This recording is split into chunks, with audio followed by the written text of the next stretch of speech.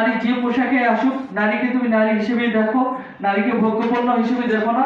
এই মানুষগুলো যদি একভাবে সকল মানুষকে আমরা সুন্দর একটা মনের মানুষ হিসেবে গড়ে তুলতে পারি, তাহলে কিন্তু আমাদের এই রাস্তায় বেরোতে নারীকে আর ভয় পেতে হবে না। যে কোনো পোশাকে বের হলেও নারী যে ধর্ষিতা হচ্ছে, এটা কিন্তু পোশাক কিন্তু নারীকে মুক্তি দিতে পারেনি এখন পর্যন্ত। এটা কিন্তু আমরা দেখেছি, হিজাবি মহিলাও হচ্ছে, একজন চুল খোলা মহিলাও হচ্ছে, একজন প্যান্ট শার্ট পরা মহিলাও নারীও কিন্তু নির্যাতনের শিকার হচ্ছে। মূলত এই নারী পোশাকের কারণে না শিকার হচ্ছে, নির্যাতনের শিকার হচ্ছে ওই যে পুরুষ, তার মাথার ভিতরে যে একটা ধর্ষকা মনোবৃত্তি, এই কারণেই কিন্তু সে এটার শিকার হচ্ছে।